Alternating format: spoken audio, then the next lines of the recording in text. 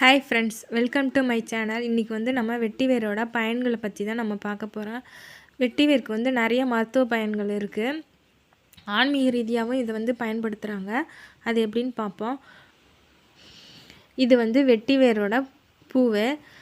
வெட்டிவேர் வந்து புல் இனத்தை சார்ந்தது. வெட்டிவேரை வந்து நீங்கள் வந்து மொதல் நாள் வந்து நைட்டு வந்து தண்ணியை நல்லா கொதிக்க வச்சு அதில் வந்து நீங்கள் வெட்டிவேரை போட்டு அதை வந்து நீங்கள் அந்த தண்ணியை வந்து நீங்கள் பயன்படுத்துனீங்கன்னா உங்களோட உடம்பு சூடு வந்து தணிஞ்சு நீங்கள் வந்து ஆரோக்கியமாக இருப்பீங்க. உடல்நிலை சரியில்லாமல் இருந்து சரியான பிறகு நம்மளுக்கு வந்து ஒரு தெம்பு இல்லாத மாதிரி இருக்கும். அந்த மாதிரி சூழ்நிலையில் வந்து இந்த மாதிரி வெட்டிவேர் தண்ணி குடிச்சிங்கன்னா உங்களுக்கு வந்து கொஞ்சம் நல்லா தெம்பு கிடைக்கும். இப்போ வந்து நம்ம வெட்டிவேர் பற்றி அழகு குறிப்பு பார்க்க போகிறோம். வெட்டிவேரை வந்து நம்ம சீக்காத்தூள் எப்படி ரெடி பண்ணுவோமோ அதை மாதிரி வெட்டிவேரை வந்து போட்டு நம்ம சீக்காத்தூள் மாரி ரெடி பண்ணிக்கிட்டு அதை வந்து நம்ம எண்ணெய் தேய்ச்சி குளிக்கும் போது அந்த பொடியை போட்டு நம்ம கஞ்சி தண்ணியை மிக்ஸ் பண்ணி தலைக்கு தேய்ச்சி குளித்தா முகத்தில் வந்து எண்ணெய் வழியாது, முகம் வந்து அழகு பெறும். அப்புறமேட்டு பார்த்திங்கன்னா வெட்டிவேர், ரோஜா மொட்டு, மகிழம்பூ, செண்பகப்பூ, சம்மங்கி விதை இதெல்லாம் வந்து சம அளவு எடுத்து அரைச்சி அதை வந்து நம்ம பவுடராக்கி வச்சுக்கணும். அது கூட வந்து ஒரு ஸ்பூன் பவுடர் எடுத்துக்கிட்டு கொஞ்சமாக தண்ணி மிக்ஸ் பண்ணி முகத்தில் பூசிட்டு நம்ம வந்து யூஸ் பண்ணி வாரத்துக்கு ஒரு டைம் அது மாதிரி யூஸ் பண்ணிட்டு இருந்தோன்னா முகம் வந்து நல்லா அழகாக ஜொலிக்கும். நம்ம தலைக்கு தடவுற தேங்காய் எண்ணெயோட போட்டு இதை காய்ச்சும் யூஸ் பண்ணலாம்.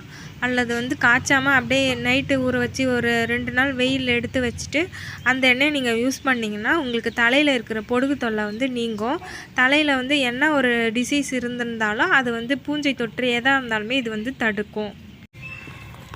ஆன்மீக ரீதியாக வெட்டிவேரோட பயன்கள் என்ன அப்படின்னு நம்ம பார்த்தோன்னா, இந்த வெட்டிவேரை வந்து எடுத்து ஒரு டம்ளரில் தண்ணி வச்சுக்கோங்க. வச்சுக்கிட்டு வெட்டிவேரை வந்து கொஞ்சமாக எடுத்து அதில் போட்டுருங்க. அது கூட 2 ஏலக்காய், 1 கிராம்பு வெள்ளிக்கிழமை போட்டுட்டு தண்ணியும் வெள்ளிக்கிழமை மாற்றிக்கணும்.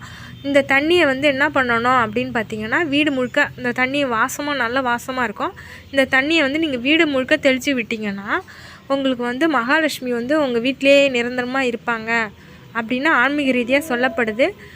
அனுபவ ரீதியாகவும் பார்த்திங்கன்னா இது உண்மைன்னு தான் நான் நினைக்கிறேன்.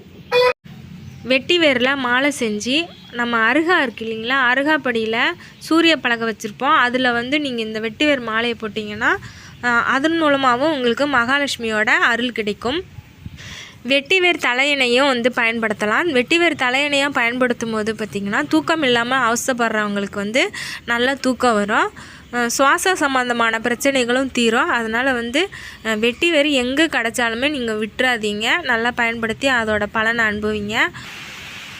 வெட்டிவேரை வளர்க்குறதுக்கு நம்ம ரொம்ப கஷ்டப்படணும் அப்படின்லாம் கிடையாது. ஒரு சின்ன ஒரு புல் மாதிரி கிடச்சா போதும், நம்ம நல்லா வளர்க்கலாம். ஒரு புல் வச்சா போதும், 100 புல் வந்து பெருகிடும். இது வளர்க்குறது ரொம்ப கஷ்டம் இல்லை. கொஞ்சம் மணல் மாரி இருக்கிற மாதிரி மண்கலவை ரெடி பண்ணிக்கிட்டிங்கன்னா வெட்டிவேர் நல்லா வளர்ந்து கண்டெய்னர்லேயே இது நம்ம வளர்க்கலாம். கண்டெய்னரில் வளர்த்தாலுமே நமக்கு நிறைய வேர் கிடைக்கும். அதனால் வந்து எல்லோரும் எங்கே உங்களுக்கு வெட்டிவேர் கிடைச்சாலும் மறக்காமல் வாங்கி வச்சுருங்க. இது வந்து பார்த்திங்கன்னா நம்மளோட மண்ணோட வளத்தை கூட இது வந்து அதிகப்படுத்தும். மண்ணில் இருக்கிற நச்சுத்தன்மையை கூட அகற்றிடும். நம்ம சேனலை சப்ஸ்கிரைப் பண்ணாதவங்க மறந்துடாமல் சப்ஸ்கிரைப் பண்ணிவிடுங்க. உங்கள் ஃப்ரெண்ட்ஸ்க்கும் வந்து ஷேர் பண்ணிவிடுங்க, கமெண்ட் பண்ணுங்கள், லைக் பண்ணுங்கள். தேங்க்யூ ஃபார் வாட்சிங். Bye bye.